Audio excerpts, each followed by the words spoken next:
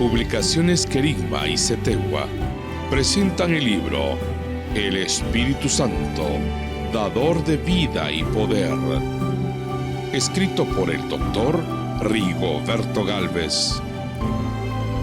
Amados hermanos, es un gusto saludarlos en esta hora. Mi nombre es Mario Salvatierra y yo soy representante de Publicaciones Querigma para Guatemala.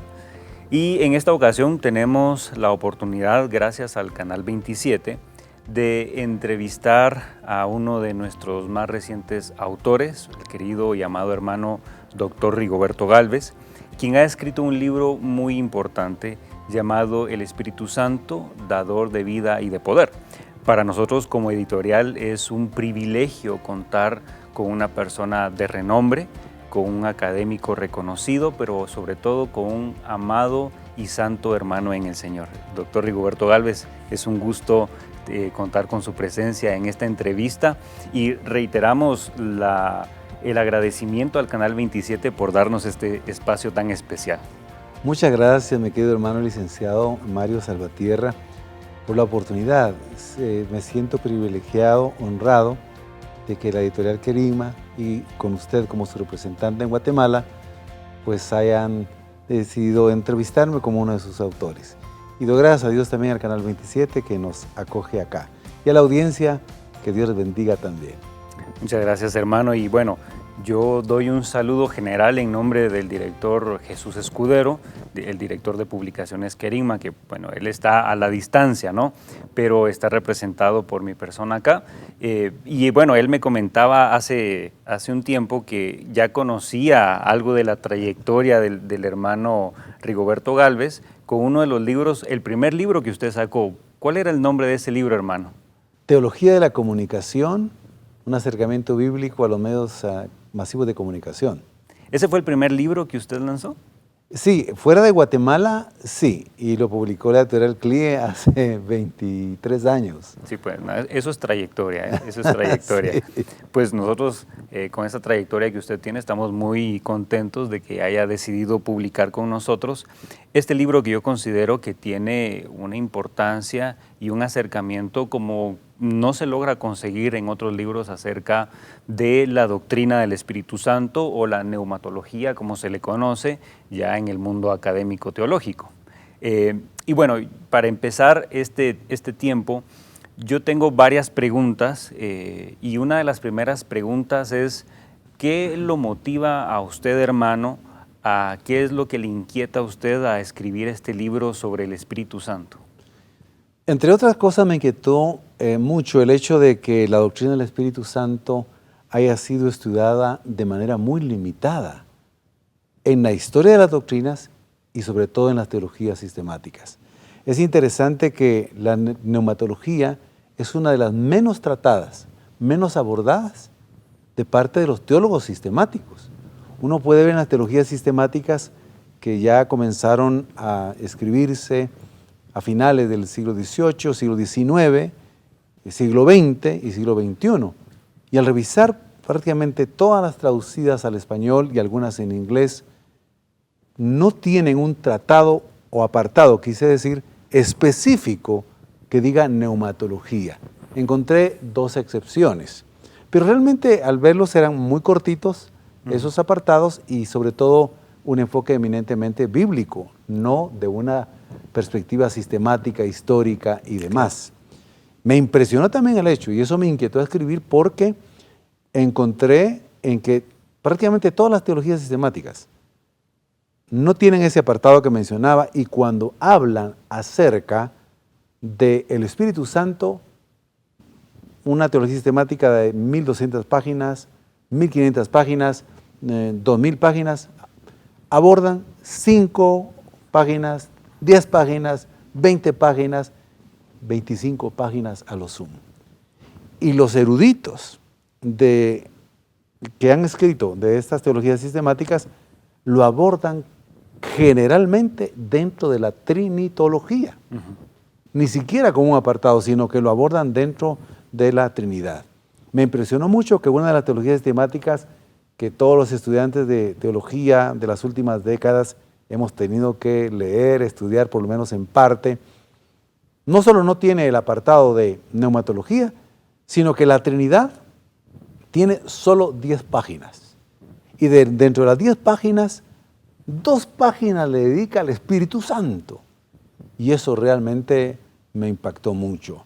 Por eso es que me inquietó el hecho también de que a causa de lo que algunos teólogos recientemente han hablado de el olvido del Espíritu Santo, y hablo de teólogos de renombre, pues a lo largo de la historia ha ocurrido eso. Y ha ocurrido desviaciones, incluso herejías, precisamente por no abordar en su justa dimensión la doctrina del Espíritu Santo. Por ejemplo, cuando en la historia de las doctrinas o en las teologías sistemáticas se habla mucho acerca del Padre, del Hijo, pero no mucho del Espíritu Santo, más bien estamos cayendo en lo que yo llamo en el libro en una binidad, en lugar de una trinidad. Correcto. También se ha acusado a algunos teólogos de cristocentristas por el hecho de que se han fundamentado tanto en la doctrina del Hijo y de Cristo y que realmente tiene su lugar centralísimo, por supuesto, nadie lo va a negar.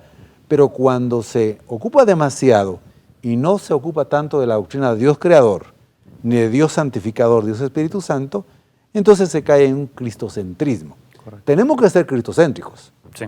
porque la Biblia es cristocéntrica en cuanto a la salvación, por supuesto. La primera iglesia, la iglesia del principio, predicaba que Jesucristo era el Mesías, anunciado, que había muerto conforme a las Sagradas Escrituras, que había sido sepultado conforme a las Escrituras, y había resucitado conforme a las Escrituras, había ascendido al cielo y que volvería otra vez. Pero eso ha llevado a un cristocentrismo. También ha llevado a un unitarismo. Cuando se habla solamente de que Dios es un Dios creador, único, que Jesucristo es el Hijo, pero es una criatura, y que el Espíritu Santo es solamente una fuerza. De ahí han salido 2 sectas o una secta cristiana que ha caído en un unitarismo. Y luego Paul Tillich habla de una cuaternidad de Dios, tratando de resolver ese asunto, esa cuestión que algunos han mencionado, algunos han propuesto, y dice, pues se está hablando de una cuaternidad. Aquí en Guatemala se habló hace algunas décadas de una cuadridimensión de Dios. Pero entre otras cosas, hermano Mario, eso fue lo que me inquietó a escribir el libro.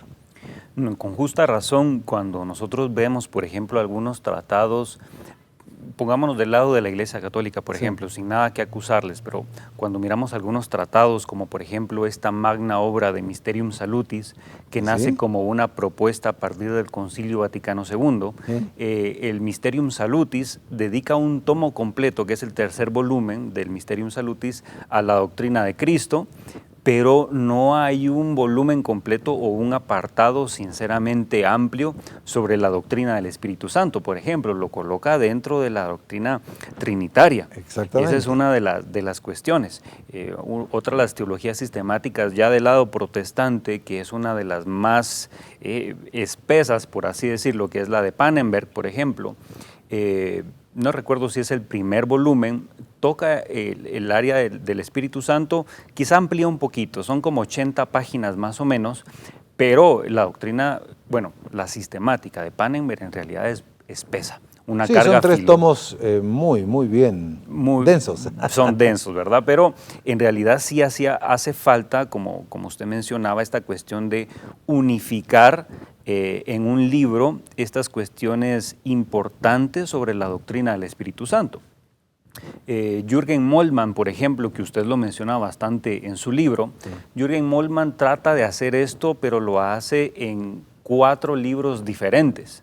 Por ejemplo, el primer libro que escribe sobre este tema es Trinidad y Reino de Dios, allá por el 1980, y lo que hace es abarcar un poquito de la doctrina del Espíritu Santo en su relación intratrinitaria, ¿verdad? Sí, es Luego correcto. de eso, allá por el 85 más o menos, él escribe Dios y la creación.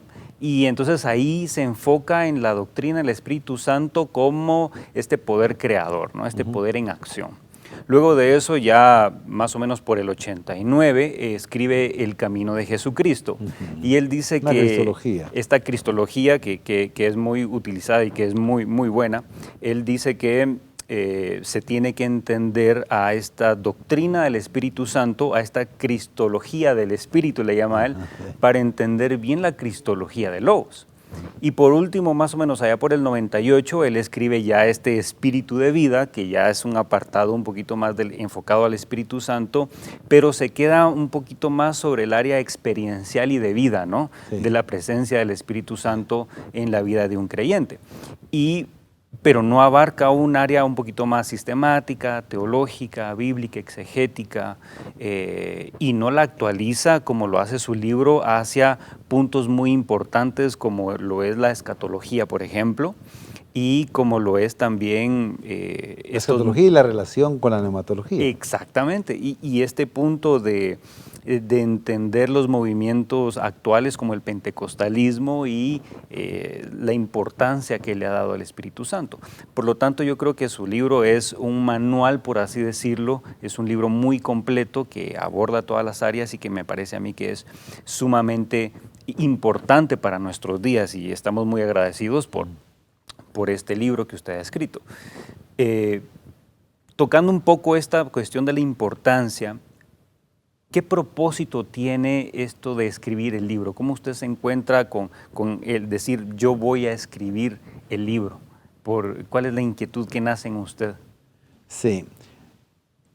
Bueno, uno de los propósitos, o de los varios propósitos, era lograr, intentar una neumatología integrativa. Por eso, dentro del subtítulo es Neumatología, un enfoque integrativo. Precisamente que integrara distintas disciplinas, distintas perspectivas, distintos puntos de vista acerca de la doctrina del Espíritu Santo, para que fuese un tratado realmente de neumatología. Por eso hablamos ahí de una neumatología ecléctica, que bebe de varias fuentes. El propósito era, comenzando con la Biblia, que es el fundamento esencial, la teología como tal, acerca del Espíritu Santo, pero también la historia de la teología del Espíritu, de la doctrina del Espíritu, la hermenéutica científica, la hermenéutica de la experiencia, que la retoma, la recupera ya Friedrich Schleiermacher. En el campo filosófico, Gadamer también ya habla al respecto. También que tomar en cuenta la hermenéutica del Espíritu, de Craig Keener, que es uno de los teólogos pentecostales especializados, eruditos en Nuevo Testamento y que ha hecho unos aportes recientes extraordinarios. Pero también que incluyera la teología y la experiencia de teólogos no pentecostales acerca de la perspectiva que ellos tienen acerca del Espíritu Santo. Y por supuesto también de teólogos, pensadores pentecostales, que ya los hay, acerca de la doctrina del Espíritu Santo. Pablo Deiros es uno de ellos, que siendo un historiador y teólogo muy reconocido, pues después de caminar por muchos años, él lo testifica, dentro de una denominación no pentecostal, él tiene un encuentro personal con el Espíritu Santo, con esa realidad de la vivencia y con experiencias que él pasa a creer lo milagroso y los dones del Espíritu Santo, de Romanos 12, de 1 Corintios 12, de Efesios 4, ya los aborda de una perspectiva diferente, como lo han hecho algunos pentecostales. Claro, él lo hace de una manera magistral. Y también presentar una neumatología conformada, establecida sobre esas distintas perspectivas. De ahí los 11 capítulos del libro, que lo leer rápidamente porque es bueno que tengan una idea de lo que el libro trata. Por ejemplo, hablamos de esos 11 capítulos, lo haré más adelante, pero que abarcan lo posible, en la medida de lo posible, aunque sabemos que no agota el tema, pero sí con sencillez decimos que es abarcante el tema. Y recuperar entonces una neumatología bíblica, vivencial del Espíritu en su justa dimensión. Recuperar también el protagonismo del Espíritu Santo a partir de Pentecostés para acá. Si bien es cierto, la Trinidad siempre ha trabajado de manera armoniosa, en amor, en unidad, pero en libertad. Y en el Antiguo Testamento percibimos el protagonismo de Dios Creador, Dios Padre. En el Nuevo Testamento, en la primera parte de los Evangelios, el protagonismo de Jesucristo y su obra salvífica, su obra sacrificial en la cruz, su muerte y luego su resurrección. A partir de Pentecostés, entonces, vemos que el Espíritu Santo es quien ha sido dejado, ha sido enviado por Dios Padre Jesucristo, el Espíritu Santo, para que sea el que presida la iglesia, para que sea una iglesia llena del Espíritu, que pueda guiarla, dirigirla, que pueda recordarle las palabras de Jesucristo, que pueda llenarla de poder para llevar a cabo la misión de la iglesia. Entonces, recuperar el protagonismo del Espíritu Santo y no dejarlo en esa jerarquización reduccionista que hemos mencionado, que incluso ya en los primeros artículos de los credos, casi que el Espíritu Santo se queda siempre un poco muy apartado, ¿verdad? Lo dejan un poco de lado. Entonces, el propósito del libro es recuperar esa dimensión también escatológica de la neumatología, porque el Espíritu Santo es quien inspira a los profetas para que anuncien, para que profeticen eventos como el nacimiento de Cristo, como la muerte de Cristo, como la resurrección de Cristo, como el derramamiento del Espíritu Santo, como la segunda venida de Cristo. Entonces hay incluso, por eso vemos al Espíritu Santo actuando desde Génesis hasta el libro de Apocalipsis. Entonces recuperar la dimensión escatológica de la neumatología. Me parece muy interesante lo que usted menciona, porque en realidad cuando nosotros vemos el avance del pensamiento cristiano desde los primeros siglos, antes de que se consolidara el Nuevo Testamento, ya teníamos estos artículos de fe o confesiones de fe, que eran las confesiones bautismales. Exacto. De donde nace el credo, ¿verdad? El credo que lo tenemos hasta el día de hoy como una confesión completa y universal. Cuando nosotros miramos el credo, los 3 artículos del credo, se centran el primer artículo en Dios Padre, ¿verdad? Y hace un intento de definición, llamémosle intento. Luego habla acerca del Hijo y hace un intento de definición también del Hijo y de su obra. Y luego el tercer artículo del credo habla acerca del Espíritu Santo, pero no desarrolla ningún pensamiento del Espíritu Santo, sino que se pasa de una vez a hablar acerca de la iglesia. Entonces, Ratzinger en su libro de Introducción al Cristianismo dice que cuando esto sucede, entonces se le deja de darle importancia a la persona del Espíritu Santo, porque al Espíritu Santo se le ve como continuación de la obra salvífica de Cristo, que ya venía en el segundo artículo de la confesión de fe. Es correcto. Entonces ya no se desarrolla teológicamente, o no se ve la necesidad de desarrollarlo teológicamente, sino que se ve más la necesidad de desarrollar teológicamente la doctrina de Cristo, por ejemplo. Entonces es importante que nosotros recuperemos, como usted dice, esta visión correcta, amplia y bien fundamentada del Espíritu Santo, porque es parte integral de la vida de un cristiano, es parte fundamental y esencial.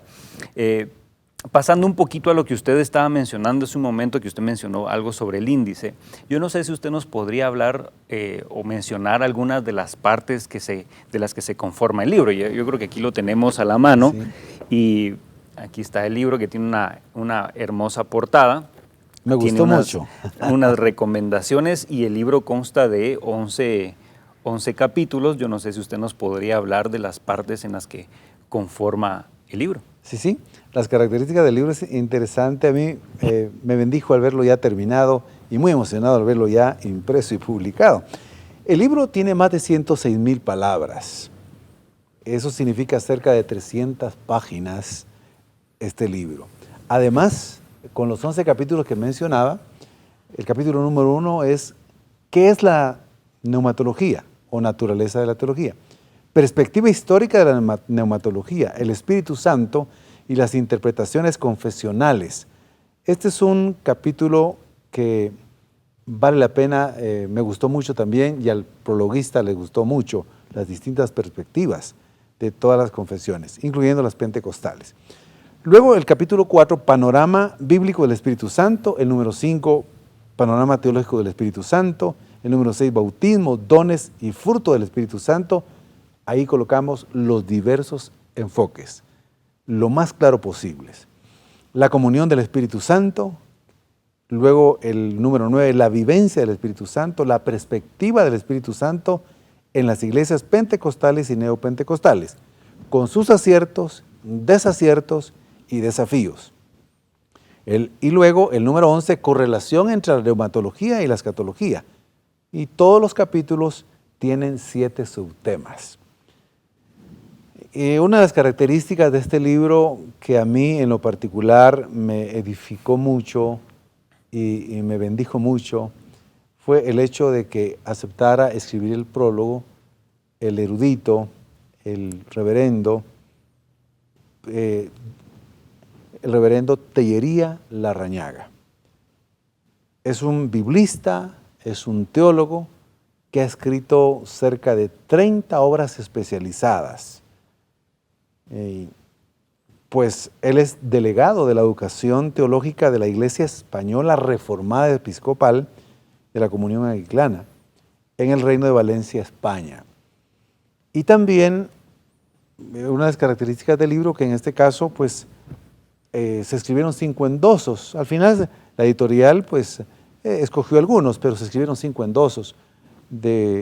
Uno de ellos el doctor Alberto Roldán, teólogo argentino muy reconocido, el doctor Samuel David Pagán, teólogo e historiador, la doctora Iris Barrientos, biblista latinoamericana, también el doctor Bernardo Campos, un teólogo muy conocido, un teólogo peruano, y también el doctor Raúl Saldívar, que es profesor de teología sistemática, y el doctor Melvin Aldana, que es un joven teólogo, pero que está produciendo mucho y está en la educación teológica, en el ministerio, una de las universidades importantes de California. También el doctor Julio César León Barbero, un teólogo guatemalteco. Y en palabras del doctor Tellería y el doctor Roldán, una de las características del libro es que es un tratado completo de neumatología. Es lo que podemos decir, entre otras cosas. Bueno, y como usted mencionaba, por ejemplo, el doctor Roldán ha escrito bastantes libros, entonces él puede reconocer lo que es un manual completo de algo. Él escribió varios libros, bueno, uno de ellos es de hermenéutica, otro de ellos también de, si mal no recuerdo, de escatología, creo que escribió un libro que fue ya actualizado hace un par de años. Creo publicado por ustedes, bueno. Escatologías en debate, publicamos nosotros en Querigma, correcto, con perspectivas como las de Molman, Pannenberg, entre otros. Son las dos que principalmente aborda ahí. Exactamente. Entonces, que él diga que este es un manual es porque de verdad contiene todas las partes de lo que un manual representa. Bueno, yo creo que varias de las cuestiones importantes que nosotros podríamos hablar del libro, aparte de todo el aporte teológico y sistemático que representa y que nosotros podemos interpretar, y que a mí me gustó mucho en lo personal, usted quizá tenga sus partes favoritas, pero a mí me gusta mucho la parte histórica, este capítulo donde habla sobre el desarrollo del pensamiento de la neumatología a través del tiempo, a través del pensamiento histórico de la Iglesia cristiana, y me hace un clic muy importante el tratado de la neumatología y la escatología, porque usted hace poco también publicó un libro de escatología con Clie, ¿no? Así es. Entonces, repensar la escatología. Repensar la escatología. Estos aportes a mí me gustan mucho, pero en palabras del autor, ¿cuál considera usted que son los aportes que el libro representa? Creemos con sencillez y también por lo que ha escrito el prologuista y lo que han expresado quienes leyeron el libro y dieron algunos consejos y sugerencias, pues el libro realmente hace un aporte porque resulta ser cabalmente un manual o un tratado de teología, que hay muy pocos. En el campo protestante prácticamente casi que no hay. En español prácticamente no encontraremos uno. Yo no encontré ninguno. En español en la parte protestante. También hace un aporte integrativo que lo hace, creo, singular, porque bebe de las distintas fuentes que mencioné. Y aquí parte de ese aporte lo puedo leer en algo que dice el prologuista, el doctor Tellería. Dice, por expresarlo en pocas palabras, un tratado de neumatología como no hemos conocido ningún otro, dice el doctor Juan María Tellería Larrañaga. Ni en los años de nuestra juventud y primera madurez, en que estudiábamos en seminarios y facultades teológicas de diversos ámbitos y países, ni en los que tiempo después nos hemos dedicado plenamente al ministerio pastoral y a la docencia de la Sagrada Escritura en distintas instituciones académicas españolas y de otros lugares. Yo dije, bueno, si lo dice el doctor Tellería, creo que debo empezar a creer que esto es un aporte por la gracia de Dios, ¿verdad? También apuesta este libro por un estudio de la vivencia, la obra y el ministerio del Espíritu Santo desde Pentecostés hasta la fecha. Ahí nosotros lo registramos en esa perspectiva también. Destaca los aspectos positivos de la teología no pentecostal sobre el Espíritu Santo, porque las iglesias y denominaciones no pentecostales, antes de que el pentecostalismo en 1901, en la calle Azusa, California, y también en las montañas humosas de Cleveland, Tennessee, volvieran a lo que ellos llaman a la vida de la iglesia primitiva en cuanto al Espíritu Santo. Toda la obra que realizaron las iglesias y denominaciones de la Reforma, las 4 ramas principales, y luego se desprendieron muchas iglesias y denominaciones, pues también fue el Espíritu Santo quien los guió, aunque quizás no lo hayan reconocido abiertamente y no lo hayan escrito. Pero es la obra, es el Espíritu Santo, es el poder del Espíritu Santo, no tan manifiesto como ha sucedido en los movimientos pentecostales. Pero ese es otro de los aspectos que aporta el libro. Y también proponemos una definición de neumatología. Lo hacemos con sencillez, pero ya a estas alturas, como dijo un teólogo amigo, hermano guatemalteco, que me llevaba, cuando dijo eso, me llevaba unos 25 años, 30 años, me dice, después de leer, de escribir y decir lo que muchos otros dicen, a estas alturas, pues creo que uno puede pensar y empezar a decir lo que uno cree que puede escribir, decir y definir. Hacemos una propuesta de teología. No se la voy a leer para que ustedes la lean en el libro. No queremos darle todo el contenido del libro por el tiempo, realmente no podemos. Pero hay una propuesta nuestra de qué es la neumatología, la definición. Y recuperar esa centralidad en el ministerio del Espíritu Santo de Pentecostés para acá. La dimensión escatológica que ya la he mencionado, y pues aporta algo, mi querido hermano Mario, que para algunos podría ser locura.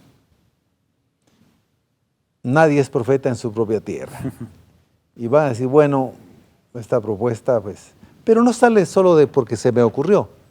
Al ver todo lo que ya hemos dicho a grandes rasgos, vemos que la Reforma Protestante recuperó muchas verdades fundamentales, principios. La centralidad de Cristo como mediador, no hay otra instancia mediadora para salvación, dice Lutero. La sola fe, la sola gracia, la sola escritura, solo a Dios la gloria, no voy a explicarlas por el tiempo, pero curiosamente no enunciaron algo sobre el Espíritu Santo. Y creo que, aunque pudieron hacerlo, por las condiciones, por el contexto religioso, histórico en que estaban viviendo, no podían hacerlo todo. Y sabemos que otros teólogos reformados más adelante agregaron, por ejemplo, un principio de la Reforma Protestante como el sacerdocio universal de los creyentes, por ejemplo. Casi 500 años después, Karl Barth enuncia otro principio reformado, Ecclesia reformata semper reformanda, una iglesia reformada en continua reforma, salvando las distancias y salvando el conocimiento porque nadie se podrá comparar a estos hombres de Dios y grandes teólogos, nosotros proponemos una secta sola, mi querido hermano Mario. Una secta sola por mi formación, por mi convicción reformada, porque los reformadores de donde se afianzó también Karl Barth, me ha influenciado mucho el pensamiento de Karl Barth también, regresando a las Escrituras, entonces coloco esta secta sola, siguiendo el espíritu de los reformadores. En latín sería solus spiritus, con ese al final. Y podría ser así, y dice así en el libro. Enuncia el poder del Espíritu Santo para redarguir al hombre de pecado, de juicio, de las obras de la carne y revelarle a Cristo como Salvador, por medio de la sola fe, convirtiéndolo en una nueva criatura, llenándolo de poder para vivir una vida plena y mostrar el fruto del Espíritu en sus acciones diarias. En contraposición al intento pecaminoso de la carne y la soberbia del hombre, que lo incapacitan para salvar y vivir una vida agradable al Señor. Y aún para el creyente, sin el Espíritu Santo, sin su poder, no podemos vivir la vida espiritual que le agrada al Señor. Entonces, esto es otro de los aportes que realizamos. Algunos lo recibirán, algunos otros no. El tiempo dará razón, la historia juzgará, pero nosotros hemos hecho con gratitud y sencillez esa propuesta. Me parece muy interesante esto último que usted abarca, porque cuando nosotros vemos, por ejemplo, este intento de recuperar la importancia del Espíritu Santo que viene con Schleiermacher, sí. Él rompe el pensamiento de la escolástica basado en la mera razón y propone la centralidad del Espíritu Santo o de la doctrina del Espíritu Santo como una parte fundamental de la doctrina teológica en general. Barth al principio era muy reacio al pensamiento de Schleiermacher y no logra concordar con él en muchos puntos, pero en este punto sí logra concordar. Y más adelante Karl Barth es el que dice que para que nosotros podamos entender bien la doctrina de Dios Padre e Hijo, entonces esta doctrina debe de ser mostrada e iluminada, literalmente así lo dice, mostrada e iluminada en sus fundamentos por el Espíritu Santo. Y entonces ahí es donde esta frase en latín que se vuelve un poquito famosa, el vinculum pacis inter patrem et filium, el vínculo de paz entre el Padre y el Hijo es el Espíritu Santo. Para entender completamente la doctrina de Dios Padre, la doctrina de Dios Hijo, es necesario entender por medio de esa iluminación que nos provee el Espíritu Santo y la importancia de la doctrina teológica del Espíritu Santo. Entonces yo creo que su aporte en realidad no está alejado de la realidad teológica que debería de presentarse. Yo creo que su propuesta es muy importante, yo creo que es una propuesta fuerte para reactualizarnos en esa reforma constante. Exacto. Que el cristianismo debería de estar realizando, ¿no? Y recuperar la importancia del pensamiento de la doctrina del Espíritu Santo dentro de nuestro cristianismo. Y a mí me parece que en realidad este aporte es fundamental. Y esto ya nos deja paso para que nosotros podamos pasar al último punto de esta pequeña entrevista. Siempre toda obra que uno realiza espera que tenga algún impacto o deje alguna impresión. ¿Cuál es el deseo de su corazón? ¿Qué desea usted que deje este libro en las personas que lo leen, ya sean estudiantes, ya sean laicos? Pues pensamos, tenemos la fe, la esperanza de que impacte en el área académica, para comenzar. Esperamos que haya un antes y después, repitiendo de nuevo una parte de nuestro querido prologuista, el doctor Tellería. Él dice así: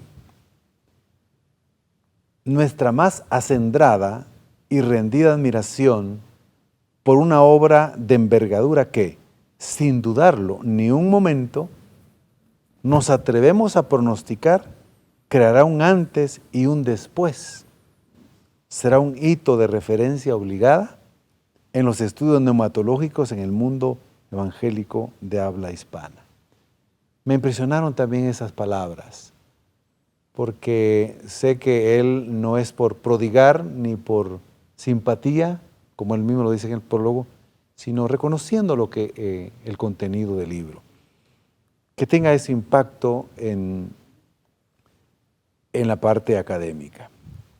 Pero también que tenga un impacto, esperamos que tenga un impacto en los ámbitos, en las aulas universitarias, en las facultades, en los seminarios, siempre dentro de lo académico, y que pueda llegar a ser un libro de texto. Porque realmente es una neumatología, como lo han reconocido, lo hemos expresado y usted mismo lo ha dicho también.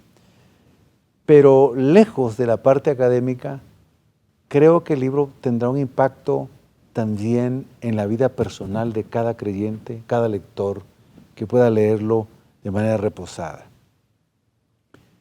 Uno de los aspectos que me llamó la atención es que algunos de los colaboradores, hermanos, amigos en la academia, en el Seminario Teológico de Guatemala, a quienes les pido que puedan leer mis escritos para darme sugerencias, opiniones. Dos de ellos me expresaron que al leer el libro fue uno de los libros que más disfrutaron leerlo y revisarlo, porque había algo personal para ellos en su crecimiento individual, en la vivencia del Espíritu Santo. Entonces creo que todo lector, todo creyente puede tener un impacto positivo.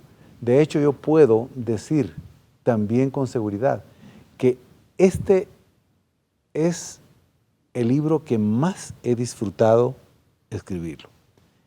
Todos los he disfrutado, todos. El de escatología lo disfruté y los anteriores. El de para entender la teología, la autocrítica a la religiosidad popular evangélica y otros.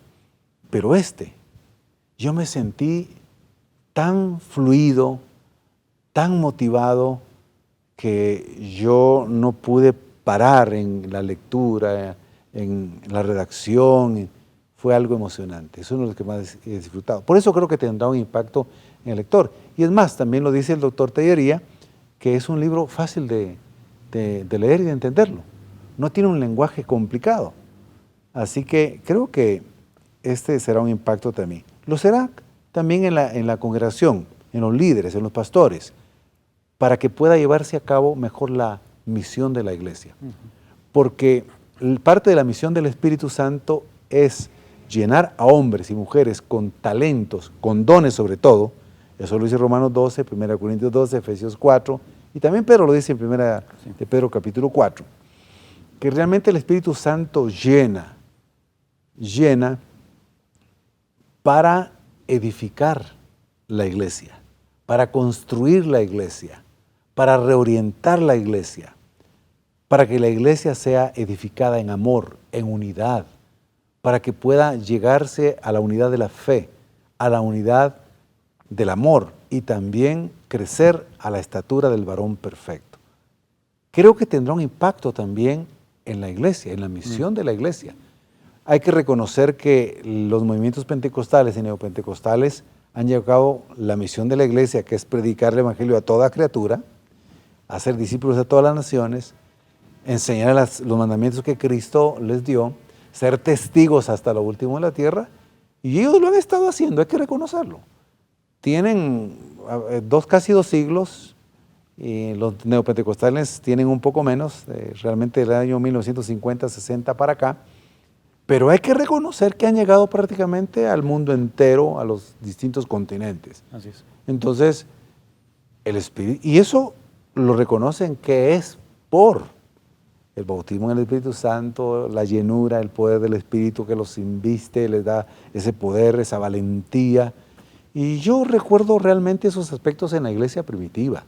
La iglesia primitiva, cuando comienza a ser perseguida por sus propios hermanos judíos, los primeros judíos que se convirtieron, formaron la iglesia del principio, eran judíos, comenzaron a ser perseguidos. Luego ya cuando se fueron de Jerusalén a Antioquía y más allá, siguieron siendo perseguidos, ya por el Imperio Romano. Esta iglesia no tenía el apoyo de ningún poder político, ningún poder económico. ningún poder religioso, no tenía el apoyo de gente adinerada ni de gente con nobleza o nombres y apellidos nobles. Lo único que tenían, pero suficiente, era la gracia de Dios, el poder del Espíritu Santo, y llenos del Espíritu Santo fueron, predicaron, testificaron, hicieron discípulos y en 3 siglos conquistaron el Imperio Romano y el Evangelio llegó a todo el mundo conocido de eso entonces. Entonces creo que de verdad reconocer el lugar central del Espíritu Santo, su poder, su guía, su iluminación, su empoderamiento, dirían algunos usando una palabra un poco contemporánea, moderna, es lo que hace posible que realmente la misión de la iglesia avance más rápido. Así es. Entonces, creemos que esos son los impactos y también pensando de que este libro pues va dirigido a toda clase de personas.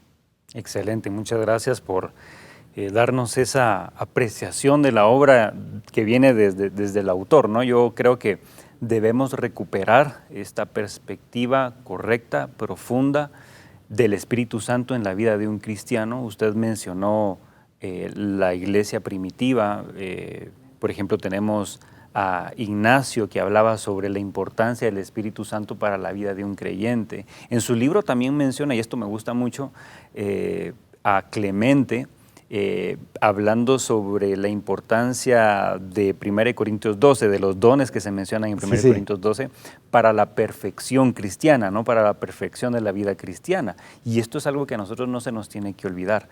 Esta labor tan importante que hace el Espíritu Santo, no solo de perfeccionarnos día con día, de aplicar la obra de Cristo a nuestras vidas, sino también de iluminarnos en estos misterios de Dios, ¿no? Que vamos descubriendo día con día. Así que estamos muy agradecidos por su tiempo, hermano, y por este libro tan maravilloso que usted escribió. Yo creo que vamos a disfrutarlo mucho y yo tomo la libertad otra vez de, por favor, aquí de tomar el libro y de mostrarlo una vez más. Yo creo que este va a ser un libro que van a disfrutar mucho ustedes en su lectura, en sus estudios bíblicos y teológicos también, así que yo los animo a que puedan adquirir una copia del libro. Y una vez más, gracias al Canal 27 por brindar este espacio a Publicaciones Querigma para presentar el libro y al autor, doctor Rigoberto Gálvez.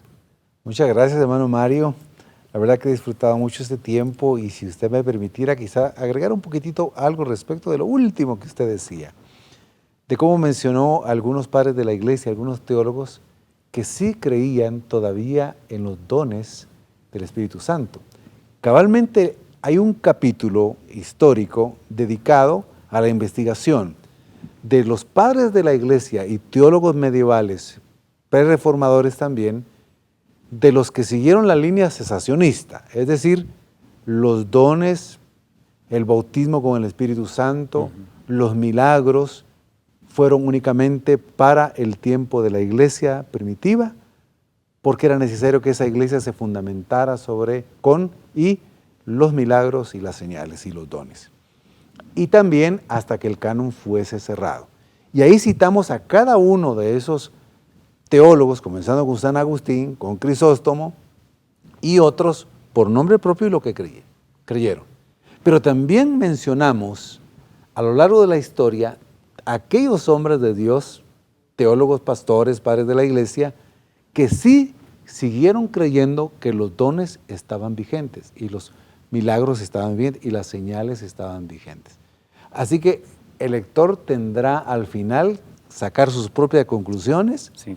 Leer lo que el texto dice, las referencias bíblicas que cada uno da, la reinterpretación que hace el doctor Pablo Odeiros, que es muy significativa, Craig Keener también Jürgen Moltmann, que aunque él no es pentecostal obviamente, reconoce que nos desafía, dice él, a los que hemos estado lejos de los movimientos pentecostales para que volvamos y recuperemos esta dimensión de lo milagroso. Incluso Moltmann cree en el don de lenguas y cree en la profecía. Él dice, y lo interpreta, hace una exégesis. Entonces el libro pone a la disposición tanto de no pentecostales como pentecostales para que puedan leer, disfrutar el libro y también ellos, iluminados por el Espíritu Santo, decir, bueno, creo que me voy por esta corriente, por esta otra, o acepto lo bueno de esto, o lo bueno de esto, me quedo con esto,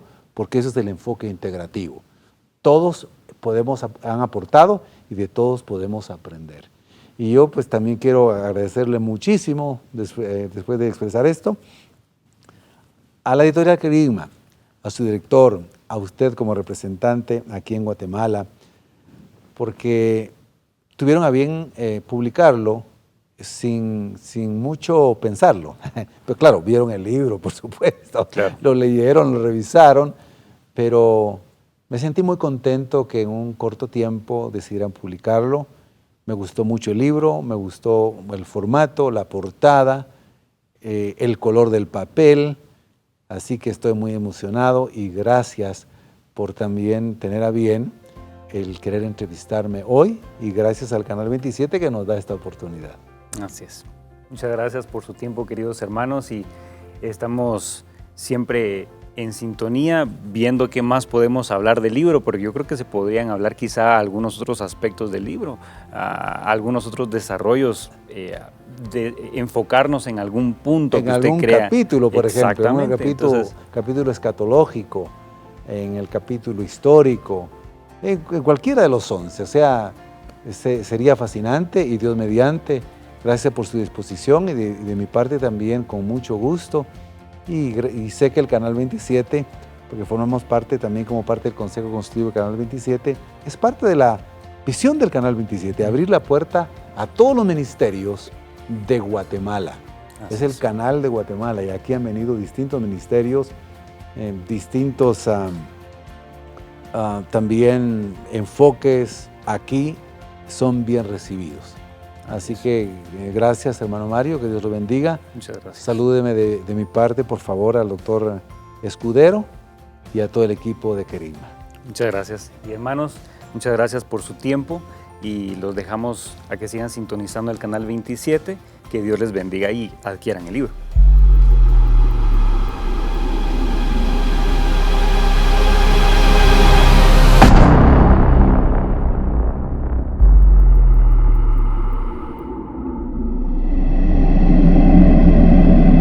En la vida de las personas suceden en ocasiones eventos que constituyen auténticos e inesperados privilegios.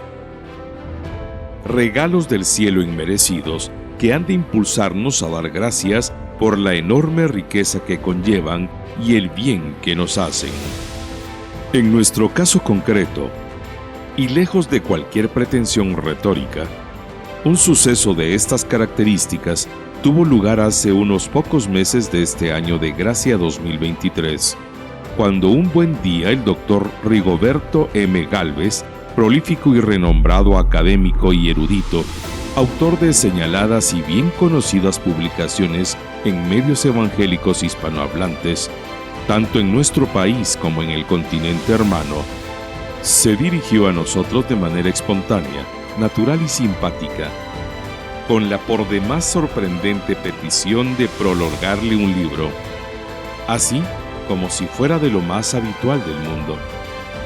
Eso es algo que no acontece todos los días, pero aún hemos de añadir que ese libro era, para nuestra gran sorpresa, el que ahora tiene el amable lector entre sus manos.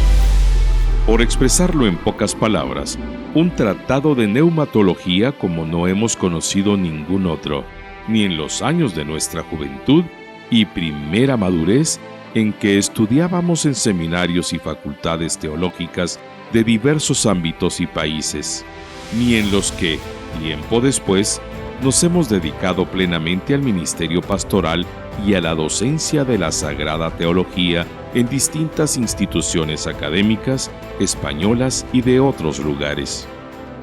Nadie se lleve a engaño. La neumatología nunca resulta un tema fácil, ni entonces ni ahora, sin pretender, ni mucho menos que sea lo más complicado o enrevesado que puedan enfrentar las ciencias teológicas. Se trata sin duda de lo que por estos lares llamamos palabras mayores, algo que no puede abordarse sin grandes dosis de tiempo, interés, trabajo metódico y concienzudo, y sobre todo humildad. Aquello que estudia, o mejor dicho, aquel a quien estudia la neumatología, constituye de por sí uno de los mayores misterios de la revelación divina, no hablada en vano, quien definió al Paráclito o Espíritu Santo, la tercera persona o la Santísima Trinidad, que al menos en el pensamiento cristiano de Occidente procede del Padre y del Hijo, como un miembro tímido de la divinidad. Aquel que actúa de esta manera muy directa en la historia de la salvación y se hace presente ya desde el segundo versículo de la Biblia. Génesis, capítulo 1, versículo 2, Reina Valera versión 60. Pero que no se deja ver, que parece sentirse más cómodo ocultándose como quien opera entre bastidores y desviando la atención de sobre sí para señalar siempre e indefectiblemente al Redentor. Tal cual, partiendo de premisas semejantes, se hace imposible no ponderar como se merece este trabajo del Dr. Gálvez, aún a riesgo de quedarnos cortos, como afirma un difundido dicho popular español. Desde las primeras páginas lamenta el autor, y por causa, el escaso desarrollo de la ciencia neumatológica en el ámbito, no ya de la Sagrada Teología de manera especial, sino en la vivencia de la Iglesia Universal de Cristo en general, y acepta el desafío que ello implica para brindarnos hoy, ahora, un libro que, como ha resultado en nuestro propio caso, requiere de profundas y repetidas lecturas, capítulo a capítulo, párrafo a párrafo, a veces línea a línea, no porque su nivel de lenguaje no sea accesible al gran público, particularmente al gran público evangélico, sino por la más que patente profundidad de sus contenidos. Hemos de reconocer y destacar, por tanto, el magno esfuerzo realizado por el Dr. Gálvez en su investigación teológica y de manera muy especial el hecho, por desgracia, no siempre habitual en los autores que escriben sobre estos temas, de haber tenido en cuenta, con la más exquisita concisión y capacidad de síntesis, la evolución histórica de la disciplina estudiada, partiendo de la era apostólica hasta nuestro siglo XXI. Asimismo, agradecemos de corazón, como sin duda hará el amable lector, que el Dr. Gálvez no se haya limitado en su exposición a un simple acercamiento a los textos bíblicos para exponer cuánto las Sagradas Escrituras enseñan sobre el Espíritu Santo y su obra, como hacen otros tratados neumatológicos que llenan el mercado religioso, sino que haya tenido también en cuenta y con gran sensibilidad las múltiples opiniones y puntos de vista que han existido y existen en el cristianismo sobre esta cuestión, partiendo con gran acierto el propio judaísmo, nuestra madre común, pese a quien pese. Para concluir en el mundo de las sectas más representativas y mejor conocidas en el día de hoy, pasando por las grandes iglesias históricas orientales y occidentales, y aquellas otras de nuevo cuño, hemos de aplaudir esta aportación que actualiza el estudio y presenta con realismo el variopinto desarrollo de un asunto siempre pendiente, incluso candente, más allá de lo que podría considerarse un mero estudio bíblico, y evidenciando que la Iglesia de Cristo, en sus múltiples manifestaciones históricas, constituye una realidad viva y esencialmente policroma, que nunca puede ser dejada de lado o ignorada como si no existiera o como si nunca hubiera aportado nada a un tema de la envergadura del que este libro trata. Y por supuesto, no podemos, por menos de manifestar nuestra admiración por la manera en que el Dr. Gálvez enfoca la neumatología en el ámbito de los polifacéticos grupos e iglesias pentecostales y neopentecostales de nuestros tiempos. apuntando con un gran equilibrio sus aciertos y desaciertos y planteando el gran reto que la persona y la obra del Espíritu Santo ha de suponer también para ellos en nuestro mundo actual. Quienes por pensamiento, formación y hasta convicción nos consideramos realmente lejos de los ámbitos llamados pentecostales o carismáticos, hemos de ser los primeros en reconocer el gran acierto del autor y plantear la cuestión en esos capítulos concretos que les consagra, pues fuera de cualquier intención o motivación apologética, quedamos confrontados a unos puntos de vista distintos sobre el Paráclito, a una concepción de su realidad que siempre nos plantea interrogantes y en todo momento nos convida a una profunda y conjunta reflexión en un espíritu de hermandad, como no podría ser de otro modo. Y a fin de no prodigarnos en exceso, algo que jamás debiera suceder al prologar un libro, únicamente deseamos manifestar desde estas páginas, en primer lugar, y como queda dicho, nuestro más profundo agradecimiento al doctor Rigoberto M. Gálvez por lo que consideramos, y de corazón, una deferencia para con nuestra persona de la que no nos creemos merecedores. Y en segundo lugar, nuestra más acendrada y rendida admiración por una obra de envergadura que, sin dudarlo ni un momento, nos atrevemos a pronosticar creará un antes y un después, será un hito de referencia obligada en los estudios neumatológicos en el mundo evangélico de habla española.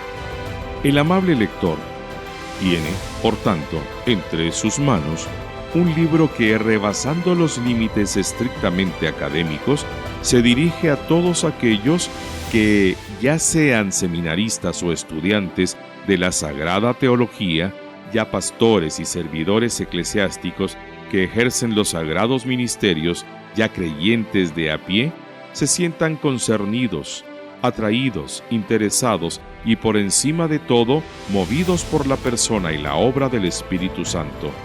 El Paráclito de nuestro Señor Jesucristo prometió enviar a la Iglesia para que diera testimonio de Él.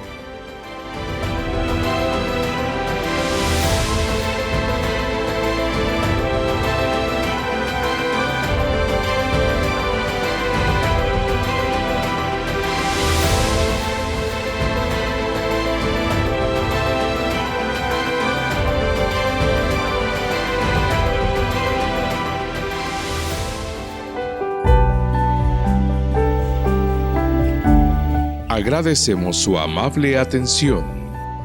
Una producción de Canal 27.